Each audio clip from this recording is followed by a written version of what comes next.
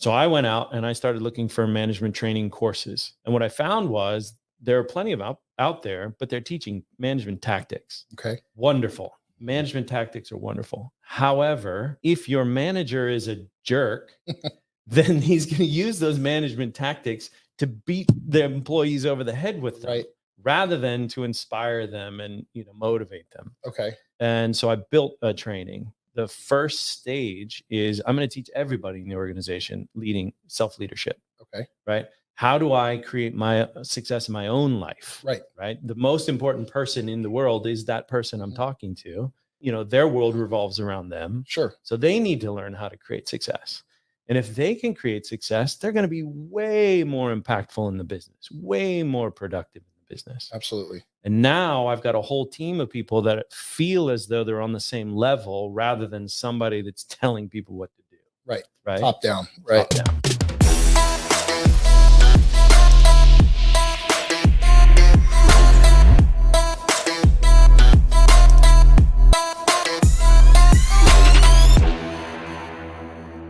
Hey, Peter, how are you? Good morning. Good morning. Thanks for coming to hang out with me today. Thanks for having me. Yeah. So excited to have you on the show today. We've been spotlighting lots of different business owners, and I want to kind of go back in time.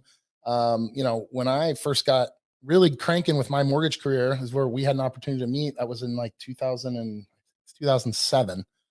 We've known each other for a while, for a minute. Yeah. We're definitely my first year in San Diego. That's right. Starting that business. That's right. Okay. Yeah. So, you and I kind of quickly formed a friendship, and I enjoyed visiting with you, but I'd like for you to maybe give a little background on, just yourself and your company, and then we can go into some deeper topics and kind of how we've worked together in the past and what you're up to these days. Sure. Let's see. I started, how long do we want to go back? You said you've had your company 2007. 2007. Yeah. Okay. Yeah. I had been a business owner in the fitness industry prior to 2007 and sold my business, but I started a business, ran a business, and sold a business without knowing how to start a business, run a business, or sell a business. Okay. And so, School of Hard Knocks, I stubbed my toe a ton and learned a ton, but ran into some folks from a company called Swiss Avenue Partners. And at the time they were looking to create a license model, but what they did was they were teaching small business owners how the fundamentals of running a business, right? So most people get into small business because they know how to make something or sell something, but they have no idea how to manage people or create process or anything like that. So including myself at the time. Me as well. Yeah. So I saw these tools, and the first thing I thought was, where the hell were you when I was running my business? The second thing I thought was, with my coaching background, this is what I want to do. I want to teach business owners the fundamentals of running a business. So 2007, I bought a license for Swiss Avenue Partners and started Swiss Avenue Partners San Diego, which is when you and I met. Yeah. And so I was in the mortgage business, and was scaling my team at the time. I think I was maybe 15 employees, somewhere around there, maybe a little more, 20-ish. And then you and I, started that journey. I think it was about a year or so, maybe 10 months. We worked together, and you really helped me figure out process, procedures, systems, even as down to running a sales meeting. I mean, it's like, you think you know how to run a sales meeting, but you really put structure into that. And my business like quadrupled, the escalation on all levels, from profitability, everything. It just catapulted. So huge thank you to you for that. My pleasure. That was a lot of fun. That was a lot of fun. So, and I've introduced you to, I think, a lot of other business owners that have had similar success. Other companies that I know you've worked with. So let's go a little deeper into that. So when you do interact with these businesses, let's kind of walk us through that process of what that looks like. Yeah. So I would say it kind of has transitioned over the last 15 years. In the beginning, when we were working together, it was a lot more heavy system and process, right? Defining roles and responsibilities, creating meeting structure. Sure. Really critical things for businesses who are already doing well, but want to get to the next level, right? So system and process help to streamline. System and process help to scale, right? How do you train the next level of employees, the things you do? And if you don't have system and process, you're sitting down and having to do it all, right? And you're wearing a ton of hats, et cetera, et cetera. Right. Not efficient. Yeah, it's not efficient. So critically important situation, critically important structures for any business that wants to run. Over time, though, I think I realized that while system and process are critical, people are also critical. Sure. Right. So if you're not working with the people and getting them to use the system and process isn't worth the paper they're written on. So Right. the transition for me, having been a coach, was, hey, you know what? I can do system and process and it's really impactful. I really like working with the people. I really like, elevating leaders, elevating managers, teaching roles, teaching them how to manage roles and responsibilities, not just create roles and responsibilities. So, Okay. over the last 15 years, it's transitioned from me doing a lot of system and process into more leadership, et cetera, which has been incredibly impactful. So when you're working with the people now, you're more focused on working obviously with the ownership, the leadership management level folks. Are you also interacting with the sales department or the operational people, or who do you interact with when you're doing these types of jobs or partnerships? Yeah, that's a great question. What's really fascinating is there's plenty of coaching out there for executives, right? Plenty of coaching out there. Well, less coaching out there for management level employees. There's very little for employees. And from my perspective, what I realized was I can teach executives, empowerment and leadership and et cetera, et cetera, et cetera. But the reality is then they have to go teach their staff. And I figured, well, why wouldn't we just speed this up and teach everyone the same principles? Okay. Right. So you'll sit down with like the whole group and you'll do, okay. So that's, I think the change from when I engaged with you back in whenever 2009 or whenever it was 2010 is it was one-to-one with me. And now you're working with larger groups within the same organization. Yeah, I was always doing system and process with the entire organization because I want it to be less onerous on the business owner. You got plenty of things to do, right? In a day. So if I can take your team and teach them system and process, wonderful. But what I realized was I need to be teaching them not only system and process, but I need to teach them leadership. Right. I mean, this all started because I'd say 6 years ago, I had a client that was saying, hey, we're growing, and we're elevating people into leadership roles, but they don't have the leadership skills. They're getting there. They were really wonderful as project managers, but as a project executive, they don't have the skill set, and it's become a disaster. So can you provide some management training?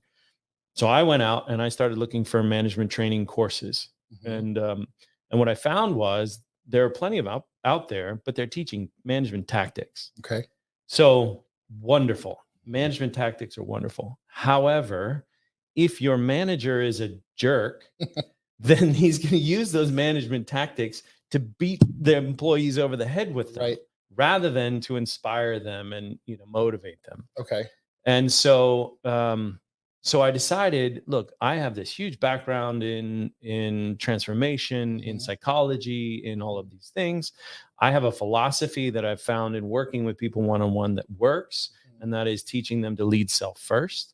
Okay. And so I built a training, and the training was designed around the concept that how should I expect people to manage other people if they have no concept of how to manage themselves first? Right. Simple, obvious, seems obvious once you realize it. Sure. So the management training was built on this concept that the first stage is I'm going to teach everybody in the organization self-leadership. Okay. Right. How do I create my success in my own life? Right.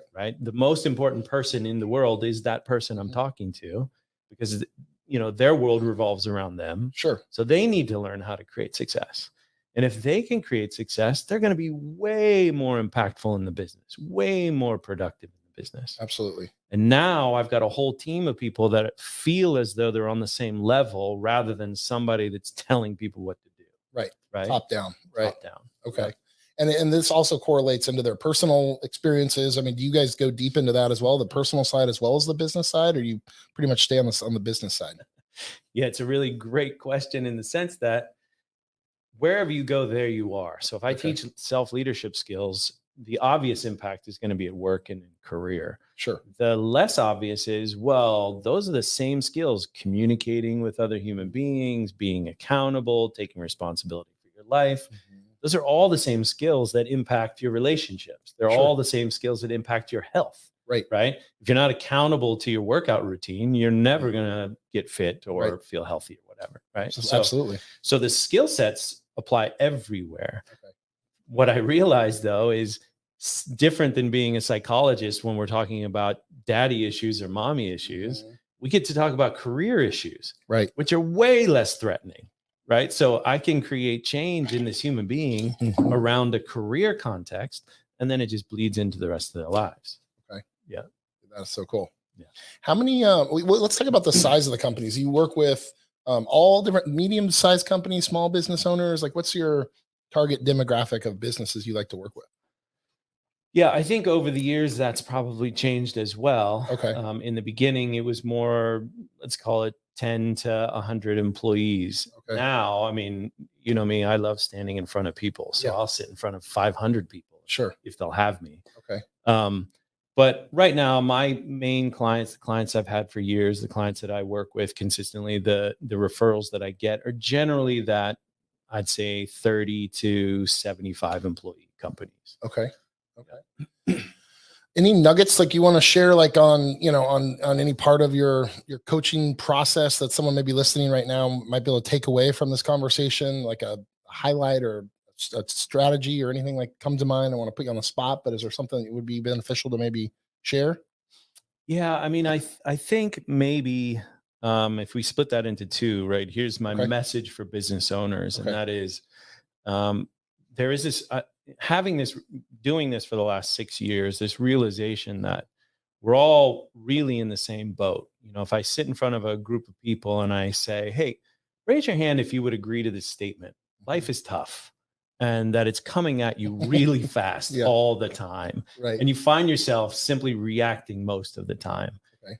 The majority of people are going to raise their hands, right? And so number one is that realization that we're all in the same boat, really just trying to survive, right? And in that realization, then it is, how much more effective could we be as a team, right? If life is so fast and so, almost overwhelming most of the time, wouldn't you want to create an environment where people show up and they're like, oh man, I got to escape my family life, or I got to escape my, my friendships.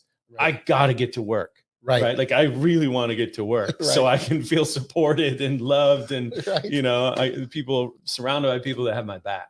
Okay. So for me, it's like looking at the success of companies where the owners and the managers and the employees are all pulling together. And it's not just companies, but you look at the most successful football teams or soccer teams. For the soccer fans out there watching what Arsenal has done over the last 2 years with Mikel Arteta. And I mean, he is a motivating guy. He is a team guy. We do this together. Right. In the first season, they struggled in the beginning and then just came on like gangbusters at the end. And one of the interesting things was they had a superstar player that didn't fit with the culture. So they had to get rid of him, right? Yeah. As a result, Arsenal is 8 points up, on the table right now over everybody else. This season, they've been almost unbeatable. Unbelievable. So it's like the concept is, hey, yeah, you have a business and yeah, you want to be profitable, et cetera, but the investment in the people and investment in that team can have far-reaching impact in sustainability, profitability, job satisfaction, retention, all that stuff, right? So I think that's the first one. It's look at this group of people as a team, as high-performing individuals, and then build that team, right? That concept, that culture. I think as individuals, it's that same realization that life is tough, right? And oftentimes in conflict, in business, we realize, we take things personally, right? Sure. So I had a conversation with somebody 2 days ago, coaching conversation. Really incredibly intelligent human being, highly capable, works her ass off. Okay. And has been in this business for a while, right?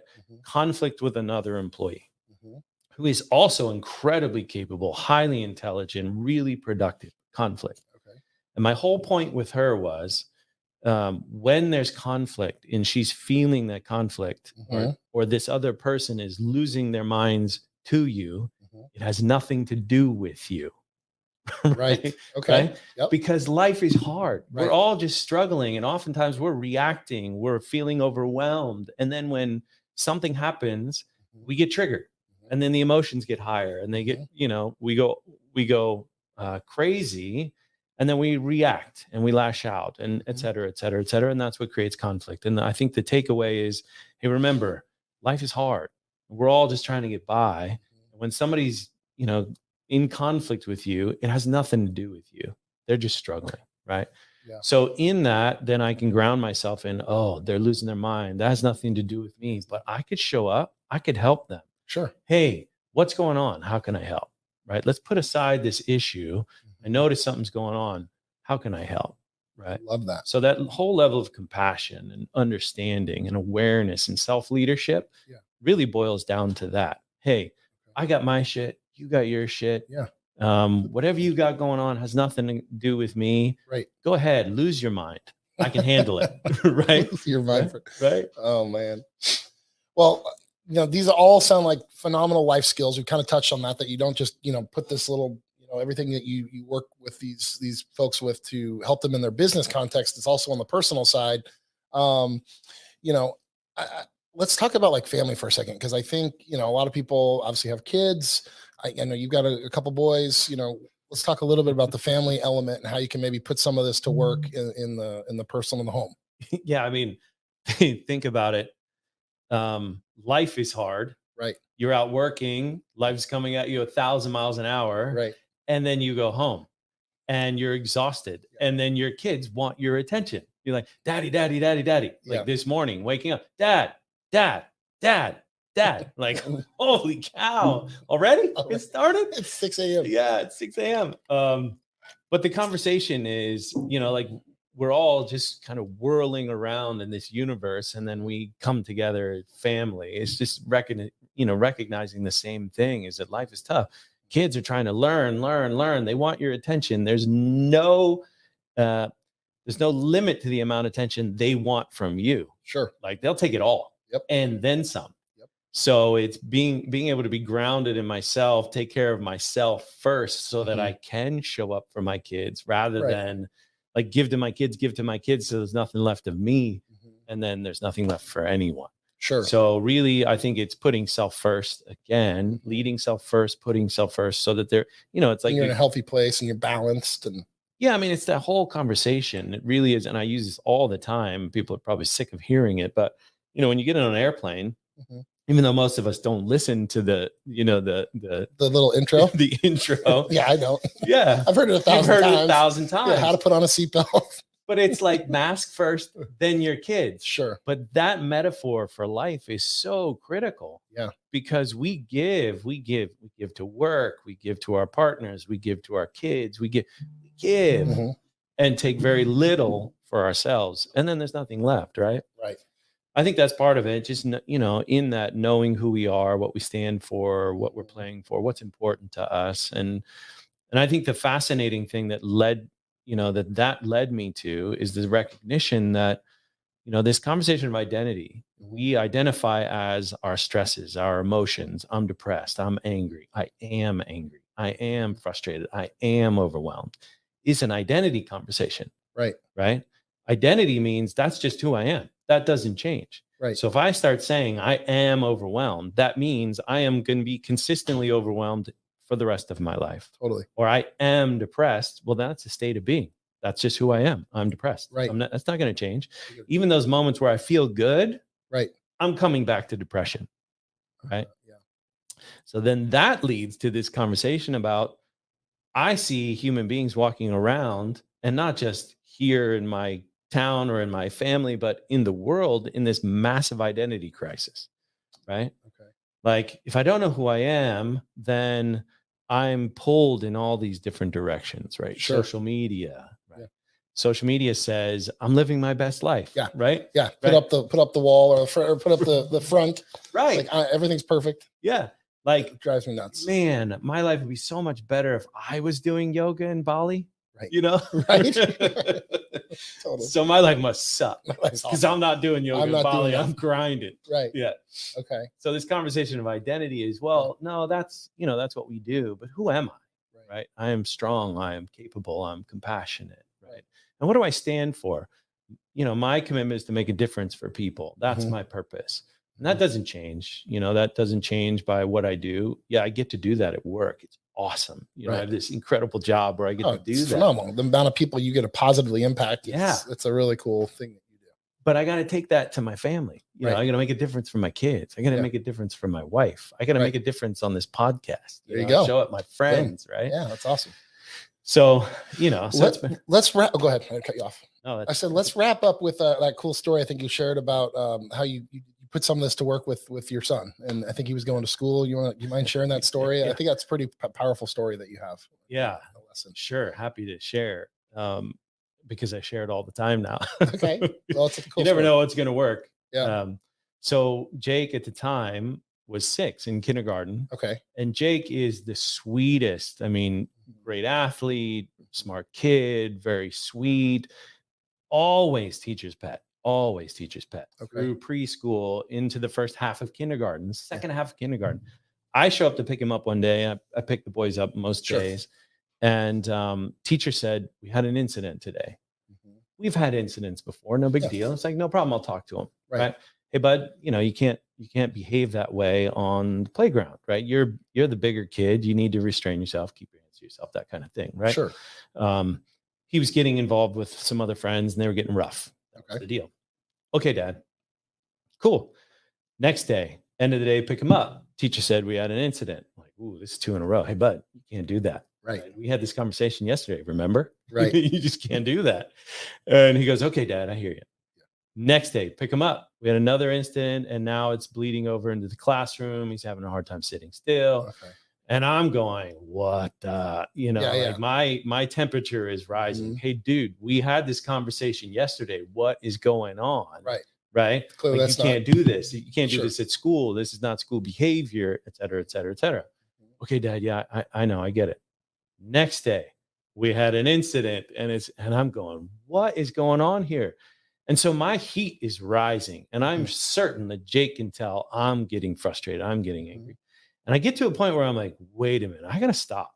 First of all, whatever I'm doing is not working. Not working. Number 2, I'm a coach and I am not treating him this way.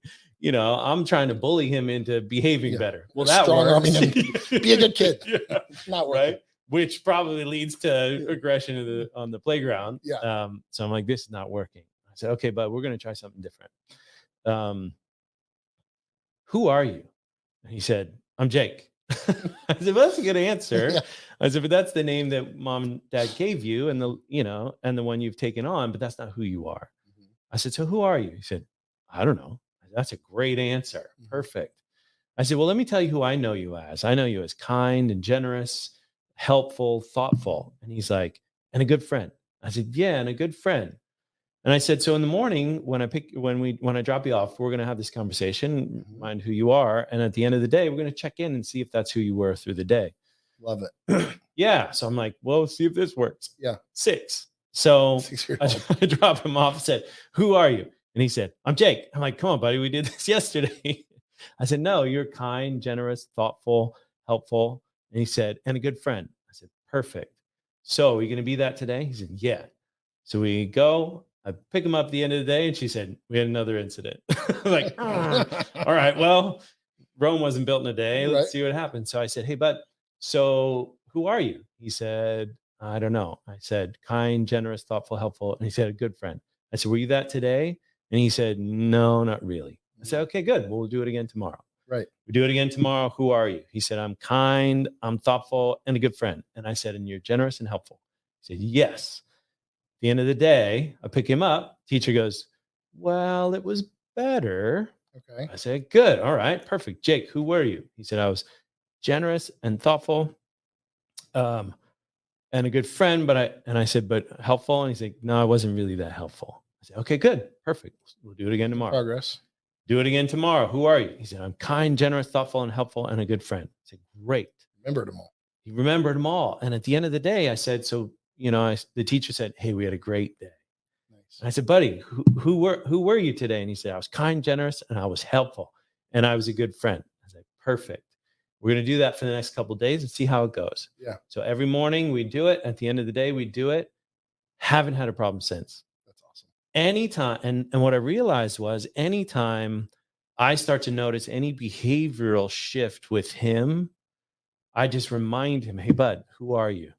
He goes, right. I'm kind, generous, thoughtful, helpful, and a good friend. I said, are you being that right now? He's like, no. I said, okay. So that's behavior. No problem. I get it. But that's not who you are. He said, okay. And I started doing this with my older son. Yeah. No problem. And the realization is I've been doing this in business for a long time, and the impact has been tremendous. But for me, the realization is I can do this with 6-year-olds. I can do this with 14-year-old girls. I did it with 14-year-old girls. Really? And they were blown away. I mean, sad and also inspiring is when I was doing this with these 14-year-old teenagers. And by the way, there is no tougher audience than 14-year-old teenage girls, right? Yeah. But at the end, saddened and also motivated when I heard a number of them, because I do this identity conversation. Who are you? Okay. And they get to hear from their friends who their friends see them as. Sure. And it, like, sometimes it's tears, sometimes it's huge smiles, right? And the takeaway was they said, we don't get to hear this ever. Wow. And so for me, I was like, holy cow, right? No wonder our children have this identity crisis. Yeah. Most of the time they're just hearing how they've screwed up or what they need to do differently or how they've disappointed us, rather than us constantly reminding them of how amazing they are. And that doesn't just go for kids. I mean, that's just human beings in general. Imagine the world in which we all just reminded each other, hey, that behavior doesn't work. Right. Remember who you are. So that's my takeaway. Dude, I love it. This has been great. Thank you so much for sharing kidding me? your stories. It's a blast. Dude, I love it. You're Should we do it again inspiration. Let's keep doing it. Dude, right on. Well, thanks for coming in, brother. My pleasure. Appreciate you. You bet. All right. Later.